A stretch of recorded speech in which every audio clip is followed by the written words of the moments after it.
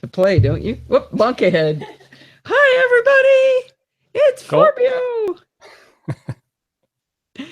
All right. We're violating the terms and conditions of the, he is actually pooping while I'm doing this. We're violating the terms and conditions of Google Hangouts on air right now. You're supposed to be 18 or older to be in a Google Hangout on air. But we have his mother's consent. Hi, everybody. There she is. Hey, Giblies. He says, hey, Giblies. Can't hear very good. They're doing a quick pass through to pick up the Dodger dog and then leave us for another month, huh? Yep. Whole nother month. All right. Well, we'll, I better give him back. Oh, this is fun. Okay. I'll see you in a little bit, sweetie pie. Oh, wait, show them his butt. Look at his butt. Raccoon butt. Look at he's got a raccoon on his butt. Hi, everybody. All right. Let's see. We've got time for roll call. We have my audio sounds yucky. You said it sounds okay, right? Yeah, it sounds good. Okay, then get ready to yell at me when it's playback. All right, we've got Steve and Brett and Dan and Giblies. Gino Troy is faking. We've got Joe LaGreca and Sandy, Shy, and Alistair. Wait, they're not seeing anything?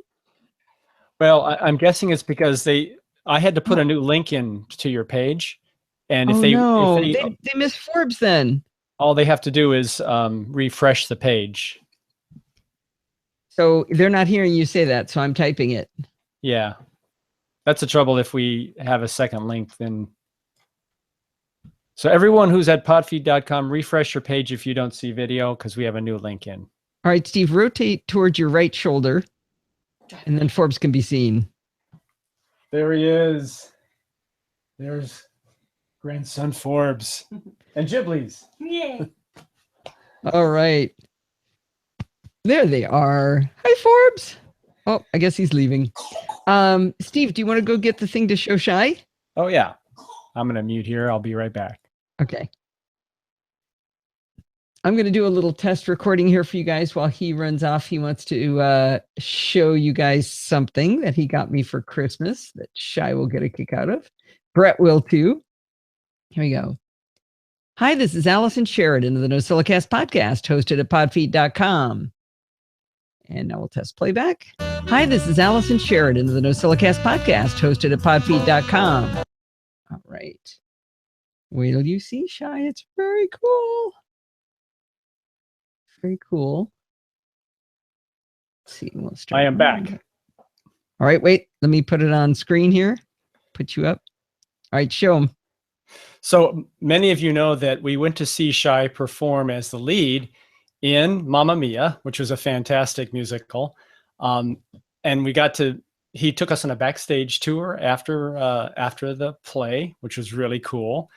And he was nice enough to get a signed copy of the playbill, the poster for Mamma Mia, signed by all of the performers. And I went ahead and had it framed for Allison. But there it is. And let me see if I can zoom in on Shy's. So Shy is... There it is.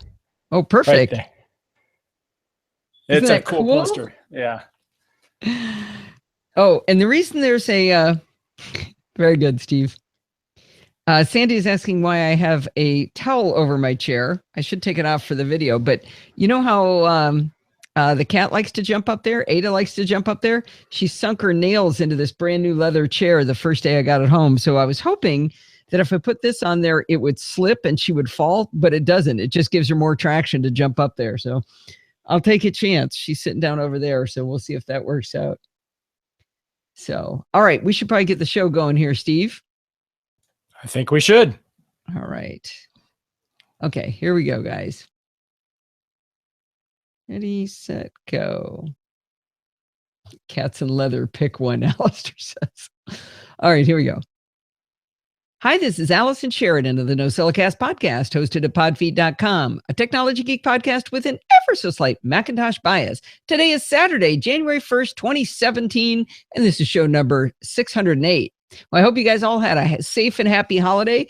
do much traveling as we usually do, so it was kind of peaceful for Steve and me. That was kind of nice.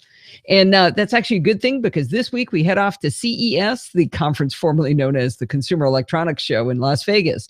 We're going to be meeting up with the Mac Observer gang, Dave Hamilton, and we're also going to be checking in with Chuck Joyner, so that'll be fun. I hear Chuck is really excited about seeing me.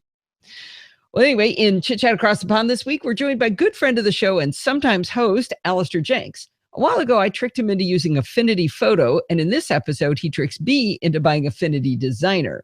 He explains what the difference is between pixel editors like Affinity Photo and Adobe Photoshop and vector-based image programs like Affinity Designer and Adobe InDesign.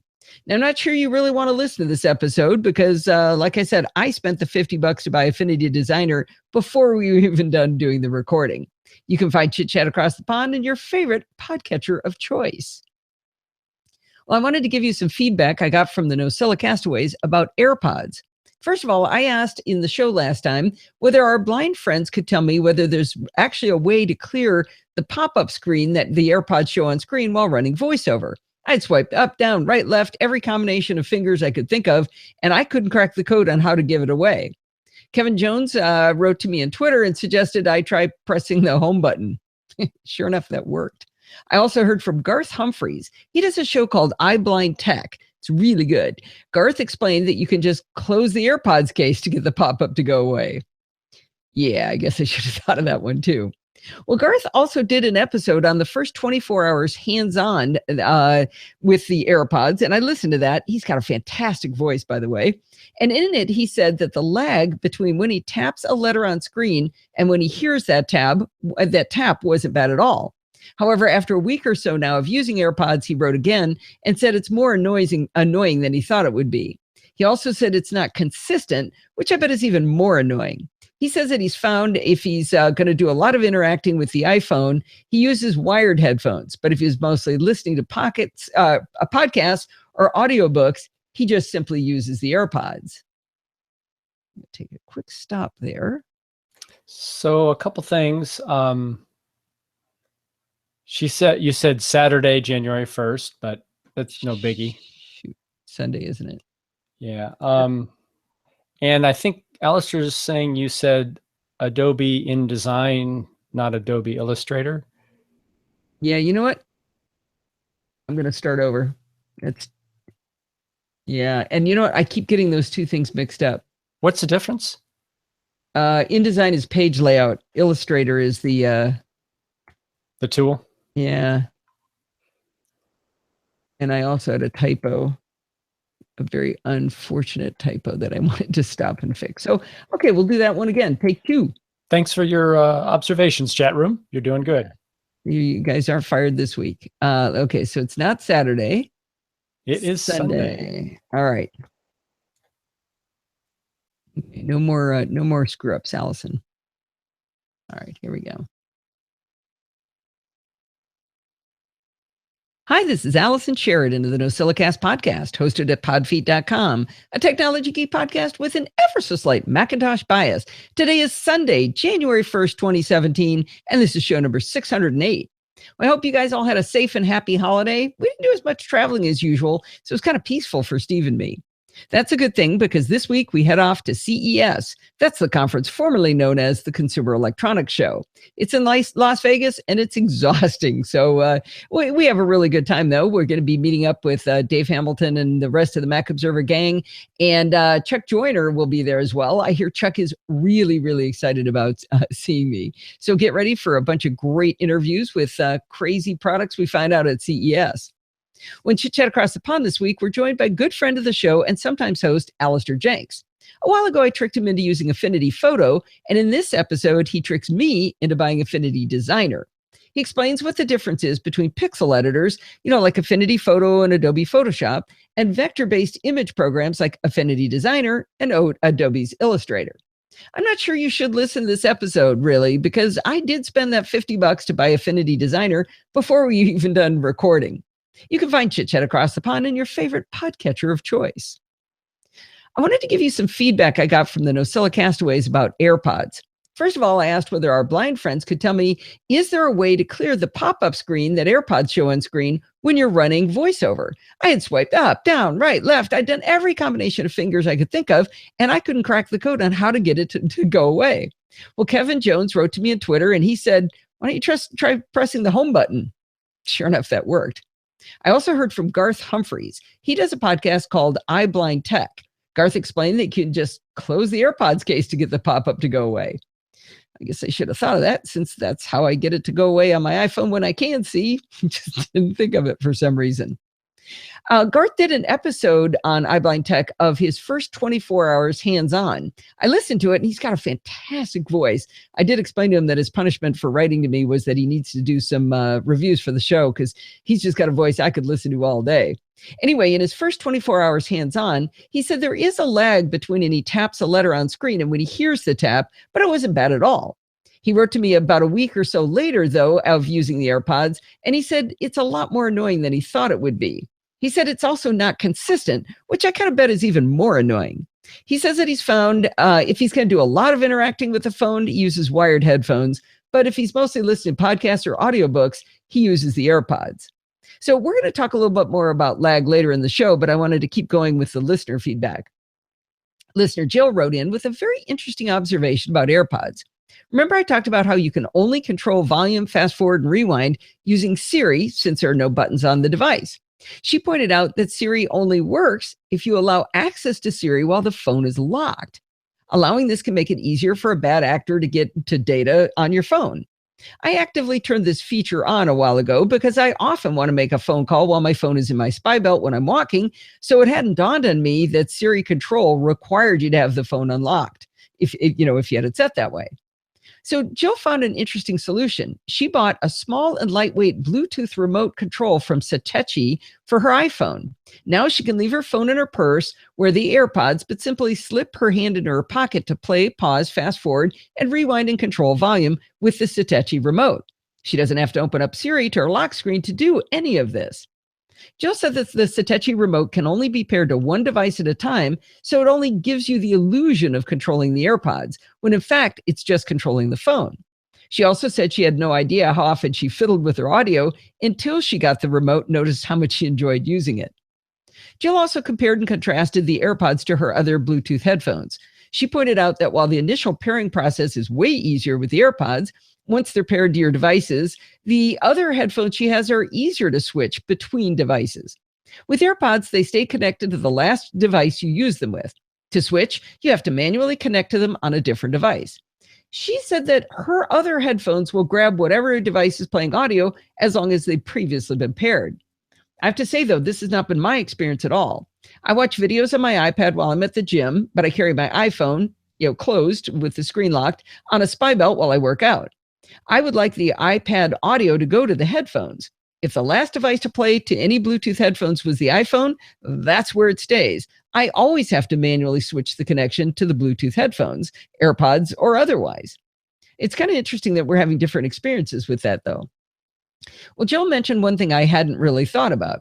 On iOS, if you swipe up from the bottom of the screen, you get to Control Center. I use this often to play with turning on and off Wi-Fi and to get to the flashlight and camera. But I never swiped to get to the audio controls. I pretty much forgot it was there. But Jill pointed out that you can connect to AirPods directly from that screen. I've been launching settings, going into Bluetooth to connect, which is really tedious. So this is going to be a great time saver for me. So thanks, Jill, for all your ideas on AirPods and for the tip on the remote control. Now, I have to say that I was really, really angry at my AirPods this week. I went to go out for a walk, but the audio from my podcast selections simply would not play through the AirPods. They made the happy chime sound when I put them in my ears, and in Bluetooth settings, they showed that they were connected, but when I hit play on the podcast, I'd hear nothing. Sometimes the audio would revert back to playing out of the iPhone speakers, but mostly there was just dead silence from the phone, and I could see it was playing. Now, the reason I went way past irritated into full DEFCON anger was that the one job AirPods had was to not be fiddly. That's their whole job. You had one job. Don't be fiddly. I can pay way less for fiddly Bluetooth. And in fact, when I went and grabbed my Trex Titanium headphones, they worked just fine. I couldn't believe that I could now no longer count on AirPods to just work. Now, I thought maybe it was a charging issue, so I checked the battery status by flipping open the AirPods case. The green light was lit up, which should mean everything's fine. And on the screen, it showed the AirPods themselves were at 98% and the case was at 31%. I put them on the charger anyway, and I went for a walk with the Trex Titaniums. When I came back, the AirPods were fully charged, and guess what? They worked just fine. Now, this is where it gets really interesting. I happened to mention this mess to Bart. Guess what? The exact same thing happened to him, but it happened with his Trex Titanium. At first, he thought it was a battery too with his because charging them fixed the problem the first 2 times this happened. But the third time it happened to him, he simply gave the Trex a timeout and they healed themselves. He was as happy as I was that we just happened to talk about this because it proves we think that this must be an iOS 10 issue, not something wrong with his headphones or mine. Now, that's better news because it seems likely it's going to get fixed much more quickly, or at least that's what we hope. All right, let's give AirPods a break for just the time being. We're going to talk about audio lag a bit later, but let's change subjects now. But didn't do anything. Rose joined us. Rose, how are you, Rose? Happy New Year. It's probably like January 2nd down there. I think it is. Rose, I thought of you today, and Alistair, actually even more Rose. Bart did an episode of Let's Talk Photography, and he was talking about what happens when you're nearer to the poles doing photography. And he said the Southern Hemisphere always gets a short shift, so let's talk about them first. And he talks about things you can do when you're way at the Southern Pole and it's summer for you. So some cool photography, nighttime headphone stuff. So let's see. Oh, there's another picture that we should show them. It's right behind your head. Let me come and get it. Oh, yeah, I forgot to. That's right. I forgot all about this. This is pretty cool. Yep, 2nd of January. Oh, Gino Troy, you're in Australia too? I didn't know that. Trouble pairing the Trex Titanium. Her phone, for some reason, wouldn't see them, but you could pair them with her previous iPhone. That's annoying. Oh, we haven't even taken the plastic off yet. So you guys know that I'm often on the Daily Tech News show. Well, an artist whose name is going to escape me, and it would be better if I could remember what it was, did a drawing, a painting of the permanent cast members of the Daily Tech News show. And Steve's mother bought it for me for Christmas and got me a framed version. And there's an Easter egg in here for us. So let's, ow, just hit myself in the nose with it. Oh, I think I cut myself. Oh, well, won't be the last time. So let me lift this up here. A lot of reflection. All right. So in the center, you can see Tom wearing his DTNS shirt. We've got in the bottom, let's see, it would be my right corner. I think it flips it. That's Jury, Justin Robert Young. Scott Johnson is in the blue shirt. That's, oh boy, I'm bad at names now. Forgetting everybody's name. But let me just zoom in on his lapel. And look what Tom's wearing in the picture. Can you see it? It's a little out of focus, but I see it. Okay, don't talk because it's going to take over. That's a Podfeet pin he's wearing. In fact, it's the original one. It's the light blue one. Isn't that the original? Yeah. Yes, it is. So I thought that was really cool. You're so graceful, Mother. Lindsay says, I really do think I cut my nose. Is it bleeding? Bonk ahead. Really cool. Cool beans. All right. Keep going here. Did I miss anything else important while we were talking?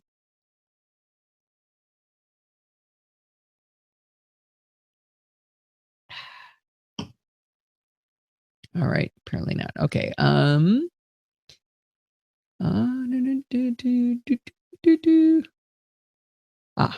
what's wrong. What did I say I was going to do next? Here we go. It's going to be a quick one. This is a negative review, which I hardly ever do, but I just felt like it this time. All right, here we go.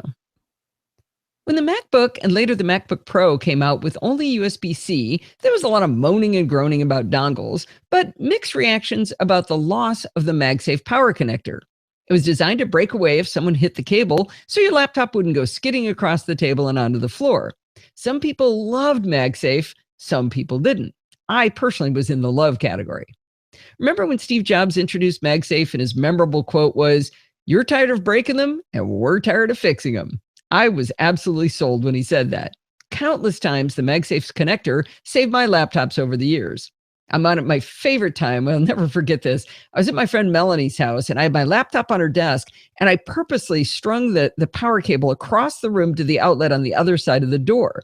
We worked away for a bit and then her giant Labradoodle ran through the doorway. The MagSafe connector popped off my laptop instantly and the Mac didn't budge on the desk. I grabbed the power cable and I showed it to her. I explained how it had just saved my laptop and that I purposely set it up that way in hopes of demonstrating the effectiveness of this cool design. It was a teaching moment, right?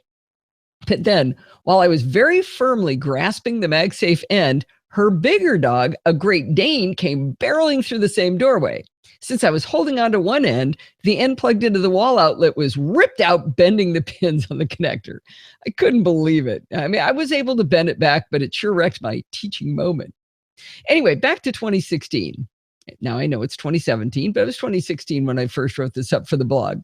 We've got these swell new laptops, but no MagSafe. The folks at Griffin make really good hardware, so when I saw the BreakSafe breakaway USB-C power cable, I put it on my Christmas wish list. I would finally have a MagSafe-like connector on my MacBooks. The BreakSafe cable is a pretty cool idea, but sadly it fails in execution. On one end, there's a traditional USB-C cable, and the other end is magnetic. The cable comes with a second piece that has a matching magnet on one side and a male USB-C on the other side. Plug that little piece into your laptop and then connect the magnet and you're in business. I connected the cable to my laptop as I just described and I plugged it into power. I then lifted my MacBook Pro up off the desk and immediately the cable's magnet popped right open. So far, so good. Next, I continued to hold the MacBook Pro in my hand while I reconnected the magnet, but it fell right out. Sadly, the cable's magnet cannot hold its own weight. I even tried setting the laptop on the desk and just slightly adjusting the location, and the power cable disconnected. The magnet is not nearly as strong as it needs to be to make this useful. I believe that you'd often find yourself with an uncharged Mac if you use this cable for power. So as much as you might miss the MagSafe connector on the new Mac laptops, don't waste your money on the Griffin BreakSafe USB-C cable. Now, after I posted this, someone, and I wish I could remember who it was, sent me a link to a Kickstarter campaign that just finished that is a little bit better idea. Instead of you having to have a cable that has a magnet on one end and then a magnetic piece, it's a piece that you plug a regular USB-C into and then gives you a double magnet piece. Anyway, I'm not explaining it very well, but it's a small piece so you can use any USB-C cable you have. Now, they demonstrate trying to pull the magnet apart, and they demonstrate that it actually pulls apart at the same strength that the old MagSafe connectors do. So that might be okay. If it can't hold its own weight, though, that'll maybe make it not true. They didn't have anything in any measurement in that method. Like I said, the Kickstarter just finished, so we can't really buy it yet, but maybe that'll be something to look forward to in the future. All righty. So George is pointing out he can't use the AirPods because he wears hats over his ears that kind of compress his ears. So AirPods or AirPods? Why can't you wear AirPods? Because it pushes into his ears and it gets a little painful. Anything like that sticks out. I don't know what you could wear then. Yeah. Yeah. What can you wear? Yeah, that eliminates everything, doesn't it? Maybe big cans over the hat to transmit through the wool. Yeah. All right. Let's do a little advertisement here. See, how long is that gap there? We're going to talk about audio lag a bit later, but let's change subjects now. By the way, when I'm trying to listen, it's not the right time to talk. Oh, you're listening. Okay. Yeah, I was. What did you have to say, dear? Alistair has a sad story about the MagSafe. Hang on one second. A break for just the time being. We're going to talk about audio lag a bit later, but let's change subjects now. In the MacBook, okay. It's in the chat. The only time I ever had the MagSafe do its job was when I was demoing it on my then brand new MacBook Pro. The cable whipped off as intended, proceeded to take a chunk out of my iPad. Oh, no. That's bad. Oh, that's like it went whack. Sounds like something I would do. So I just saw George typed something about Oklahoma, he calls it. And then I saw Shy's name come up. What do you think of? Oh, Oklahoma, when he belted out Oklahoma in your room. Yeah, he sang that for us here. Actually, we were retell the story. Okay. You know what's fun is when someone tells you how to tell the story you were already starting to tell. Oh, great. Yeah, Shy was here on a little visit, and I asked him if he would sing Oklahoma for me. By the way, I say it was Oklahoma. What did you say it was, Steve? No, I think it was Oklahoma. Okay. Anyway, he said, sure, I'll sing it. And all of a sudden, he backed way up. He brought his chair back like 6 feet away from the microphone. I thought, well, why is he going way back there? And then he belted out the song, and it was because that's how big his voice is, that he had to be 6 feet from the microphone to sing it. So, and it was still very clean. Shai says it was Oklahoma. Yeah, Shai, I got to get you to sing that for me again. We're going to go see Oklahoma at the Redondo Beach Performing Arts Theater in June 17th, I think. And Allison promises to not sing while she's in the audience. I told you I was going to sing. Oh, no. That is what I actually said. It's my favorite musical. Do we have to have seats next to each other? Yes, I bought your seats already. All right. Here we go. Let me just read this one a little bit. Remember, if you're from Germany, the UK, or Canada, you too can help support the show through Amazon. If you go to podfeed.com/funwithflags, you can see the 4 countries Amazon affiliate buttons that take you right to your own store. There's also a link on the Podfeed homepage to take you to that page if you forget my silly URL. By the way, Germany has been going gangbusters on Amazon lately, so I really want to give a shout out to everybody in Germany who's been helping out. It is amazing. Germany's actually coming in about half of what the entire United States is doing. So you guys are crazy spenders, and I love it. And since it's the beginning of the new year, I want to thank all of the patrons all of the patrons of the show who signed up at podfeed.com/Patreon to pledge a small amount to support the podcast. Your generosity is never taken for granted. Right. I said you should dress up, and I think Steve would look great as Curly. I just see we're all dressed up, and all of a sudden when those parts come up, we stand up from the audience and start singing our parts dressed. And my favorite song is, I'm just a girl who can't say no. I'm in a terrible fix. I always say, come on, let's go. Just when I ought to say nix. That's my song. Wow, it's almost like you rehearsed that, or maybe even tried out for the play at one point in your life. Yeah, that's my other favorite story to tell, is that when I tried out for the school play, you have to be able to sing and dance. And first I tripped on my way up the stage, so that was a point in my favor. And then after I sang, the choral director said, "My, you project well." The best thing he had to say. Well, I agree. You do project very well. That's right, Lindsay. It's otter. I oughter say nix. I can keep going, by the way. Oh, I was to tell. Look at the time. We have a podcast to do. I was in band. I played the flute and piccolo. I was second chair flute. I played piccolo. I was in marching band. I had a lot of music in my life. It didn't mean I could play every note as loud as they said, the right note. I could hold it as long as they said to, and play as many of them as they said to, but they said that wasn't music. Oh. Played like an engineer. All right, here we go. I mentioned in my AirPods review last week that I did some tests of audio-video syncing for Dave Hamilton. I'm going to review that a little bit and then walk into some more advanced questions that I came up with. David asked me to watch some YouTube videos using the AirPods to see whether the sound was in sync, and the results were very positive. I also found an audio-video sync video. I know that sounds confusing the way I just said it. It's a video that demonstrates audio-video sync. It's really, really cool. It's got a horizontal timeline sliding from left to right with several dots and then a long dash every second.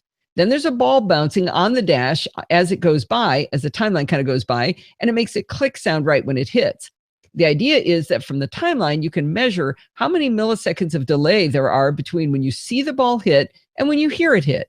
I tested the AirPods, and it was spot on with this test as well. Now, I bring this all up again because with no lag, I was hoping I could use my AirPods to monitor my own voice when doing the live show and while recording Skype calls.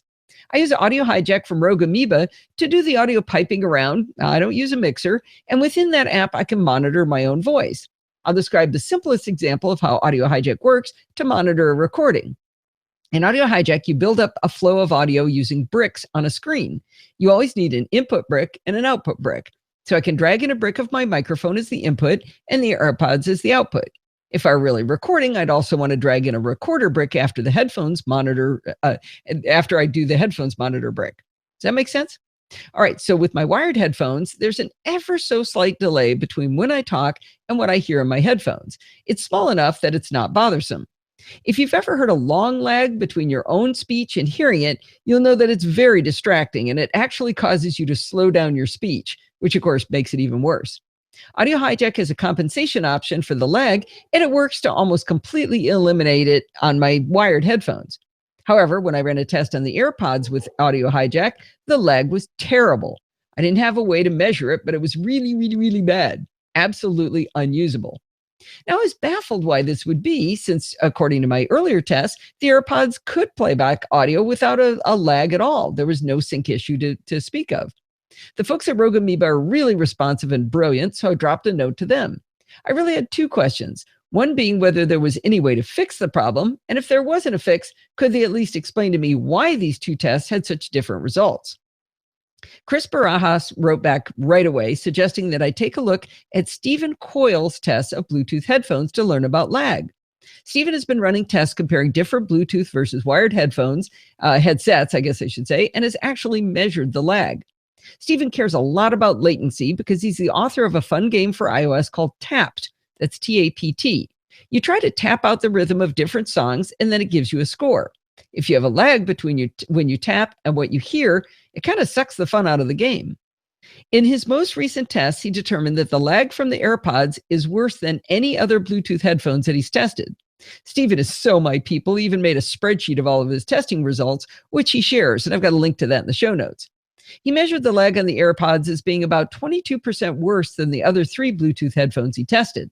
By the way, overall, Bluetooth is about triple the lag of wired headphones. I watched the video Stephen posted at stephencoyle.net/AirPods, where he shows himself both playing tapped and typing on an iOS keyboard. That's where you can see the problem that Garth Humphreys was talking about when you're typing and you have to listen to when it clicks, and if it's not in sync, it's really annoying. I downloaded Tapped myself and I tried it, and sure enough, there's a pretty significant lag on the AirPods. Stephen seemed pretty into the topic, so I shot him an email asking for some help understanding why some experiments show a lag and some don't. I asked him if he knew why, if I'm watching a YouTube video, I see and hear no lag, but using Tapped and with my Audio Hijacked experiment, there's clearly a lot of lag. Stephen wrote back right away and had a very good explanation. Here's what he wrote. Hi, Allison. Thanks for getting in touch. There's really a pretty straightforward explanation for this, at least as far as I understand. For media playback, Bluetooth devices will generally not display any apparent lag. This is because the media is predictable. macOS and iOS can calculate that there are X milliseconds of lag, then start the video stream X milliseconds later than the audio stream, and thus the two will appear perfectly in sync. Even if there was a huge delay of multiple seconds in sending an audio stream to a Bluetooth device, as long as the video is delayed by the same amount of time, they will appear in sync. In the test video you linked, all the sounds are all part of a continuous audio stream. Therefore, the system knows when the sounds are coming, and the delay sending audio to the AirPods will be compensated for as I described above. The problems arise when the audio isn't predictable. When you tap on a keyboard button, or in my case, when you play a note in Tapped, there's no way for the OS to anticipate that.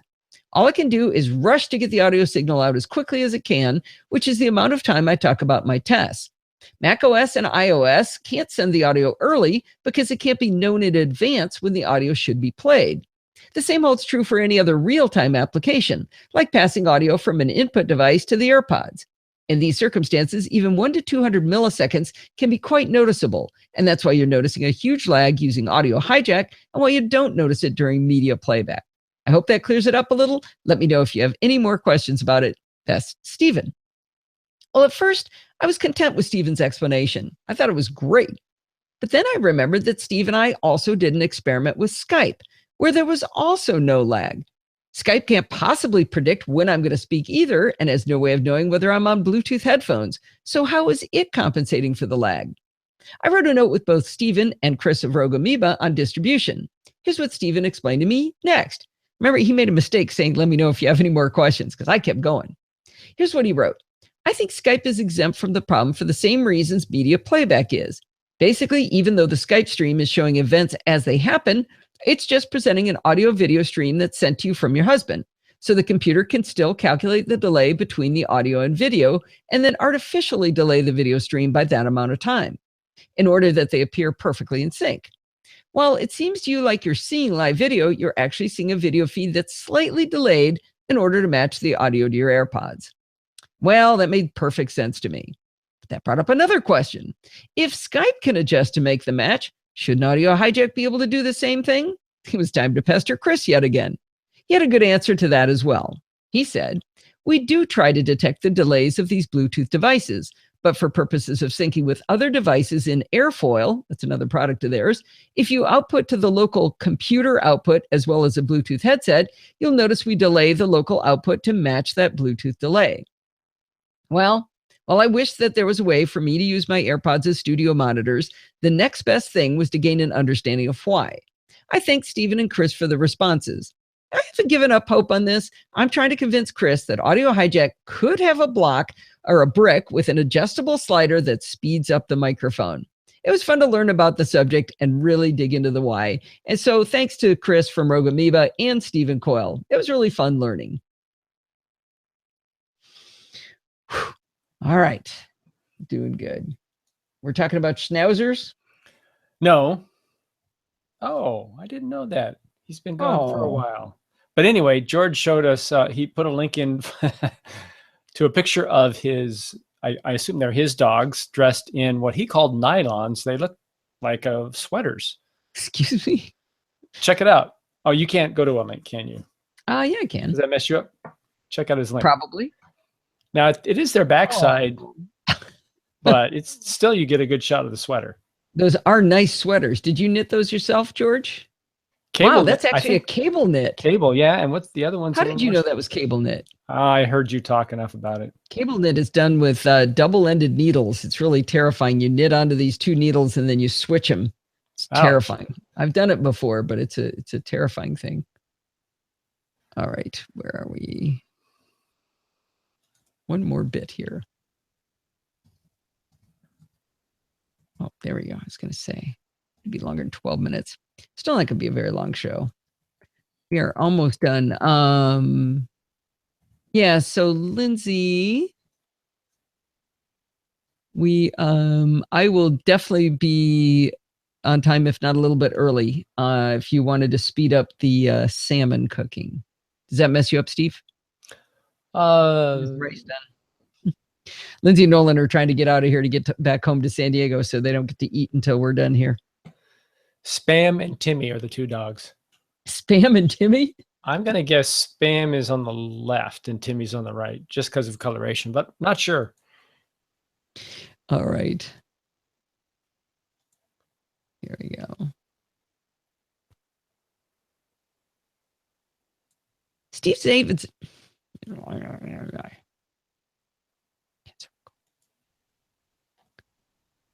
Steve Davidson posted a great question on podfeed.com on my post. Oh, wait, shoot. Oh, man, I forgot to read something. I had two comments I meant to read. Oh, well. Oh, no. This, no, that's good. This is right where I was supposed to read it. Good. Steve Davidson posted. Oh.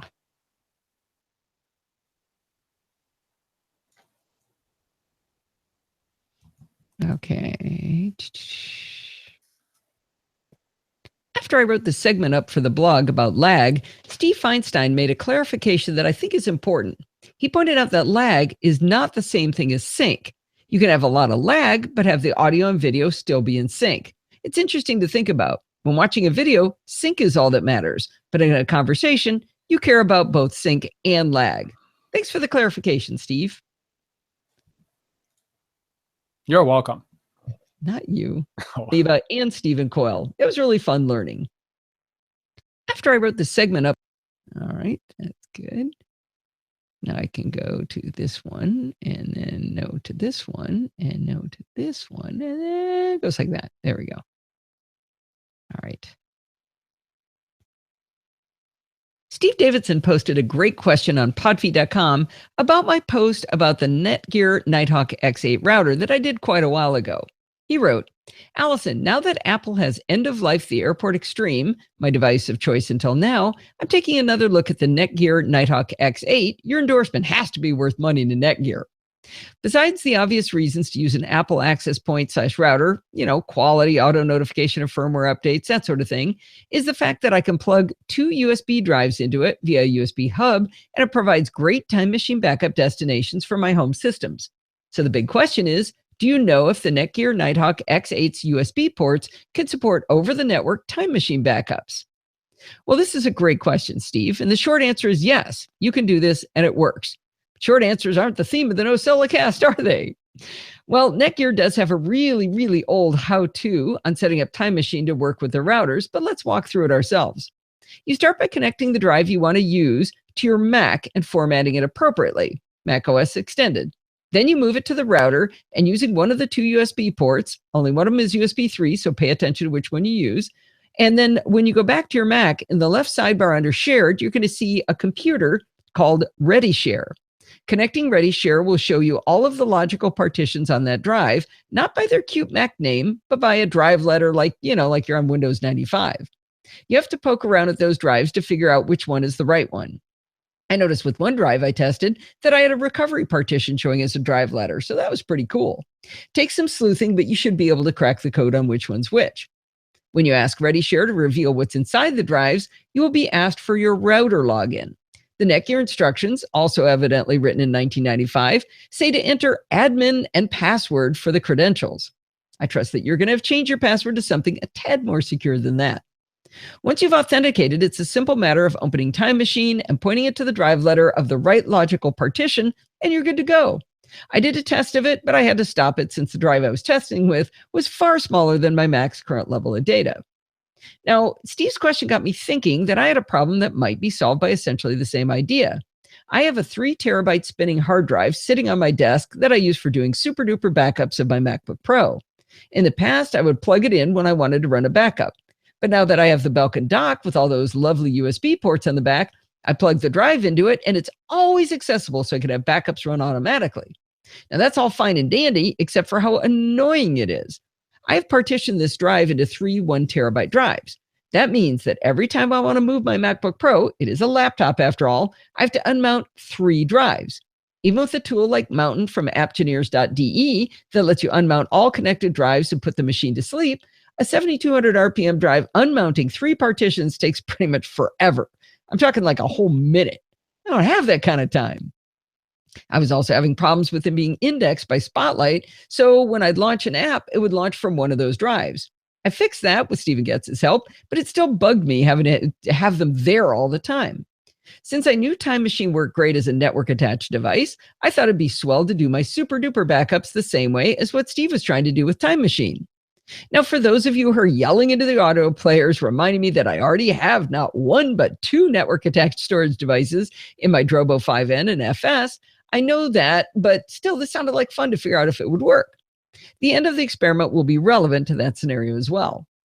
With SuperDuper, you can only back up to a direct attached drive or to a disk image. If you select disk image, it offers to make a read-write sparse bundle on a drive of your choosing. Sparse bundles are cool because they actually grow to the size required. This means that you don't have wasted space on the drive just in case. You don't say, I need a terabyte, so I'm going to dedicate a terabyte forever. You can be using 500 megabytes at first and grow into a terabyte. Now, I suppose you do have to be careful not to create something that grows out of control. I set up a sparse bundle on my 7,200 RPM drive, and I started up SuperDuper. Worked great, except that it took forever. And I don't mean the 1 minute, full minute kind of forever. I mean the days and days and days kind of forever, like the weeks and weeks kind of forever. I let it run as long as I could stand it, and I finally gave up because I thought I might not live as long as it was going to take.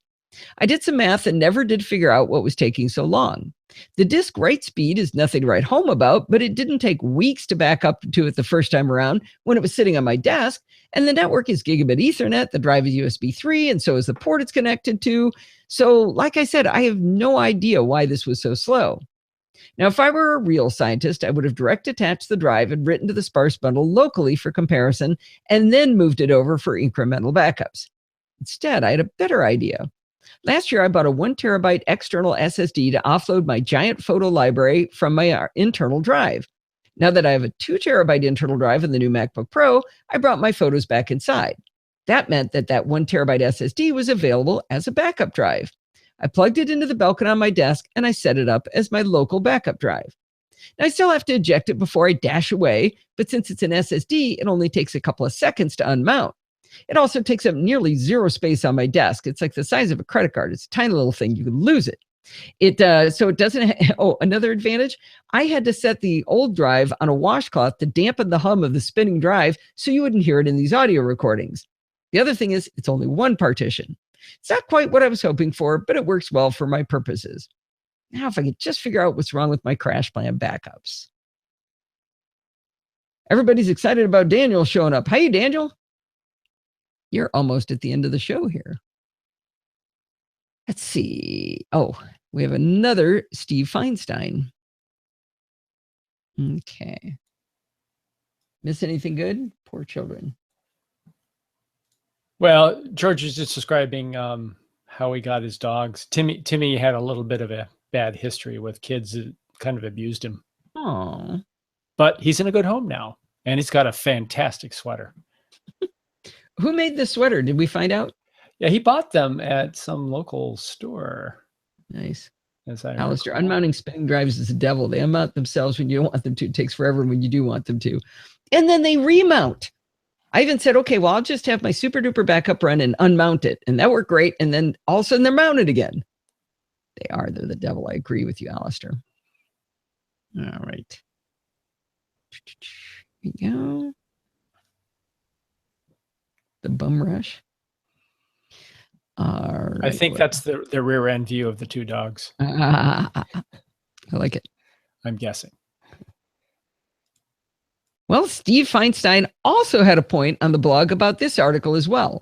He wanted me to acknowledge that we don't actually know that Apple has abandoned the wireless router market. All we have is one reputable reporter citing unnamed sources who told him that Apple disbanded the airport team. I do appreciate the clarification here because it's important to separate what's real news and what's conjecture. It's not actually rumor, it's conjecture, I think. We're definitely reading tea leaves here. It does seem to match with what we can observe, though. Apple hasn't come out with anything new and interesting in a few years, and they're falling seriously behind in meeting our needs as a result. They don't have any kind of mesh offering. There's no activity going on. Steve called himself a pedant with pedant with too much time in his hands. But at the risk of encouraging that behavior, I'm going to thank him for contributing these thoughts. Well, that's going to wind us up for this week. Do not forget to send in your dumb questions, comments, and suggestions. You can email me at allison@podfeet.com. Follow me on Twitter @podfeet.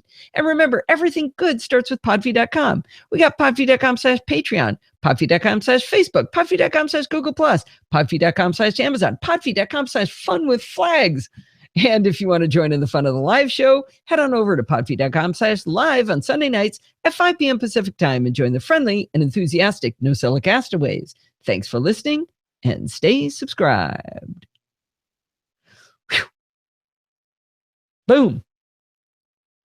All right. If that salmon isn't in the oven, it should be by now.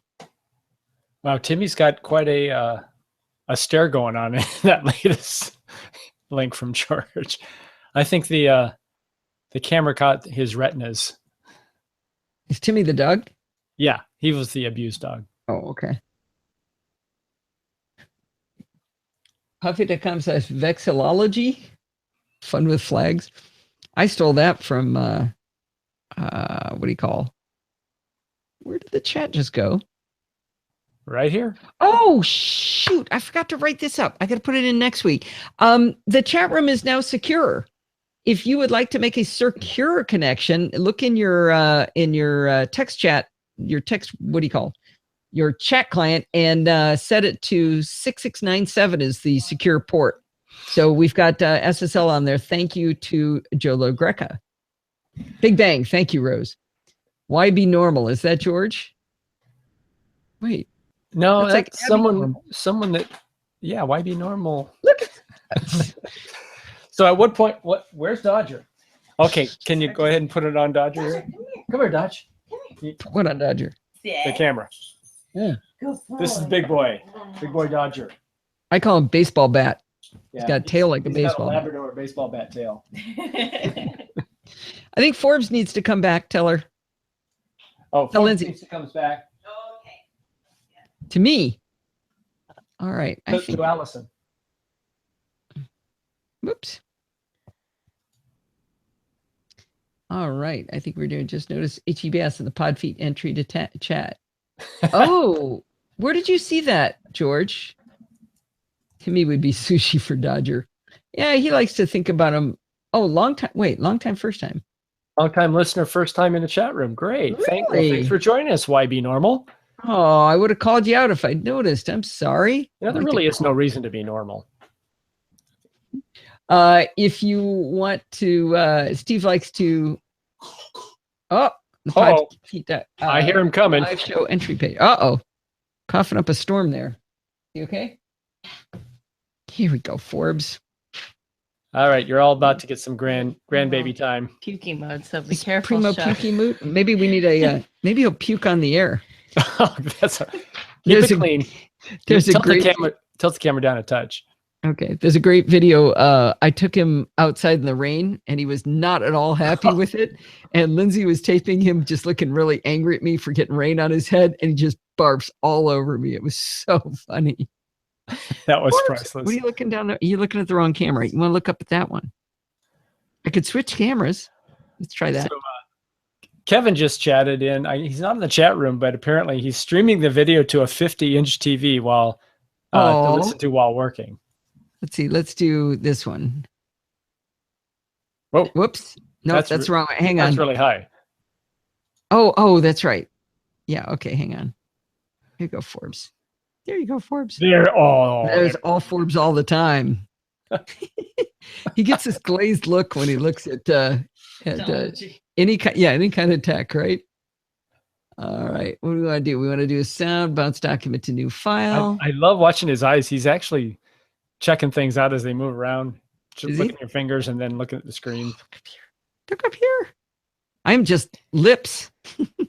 And a chin. Oh, yeah, a little bit of chin. There's some neck there. Chicken neck.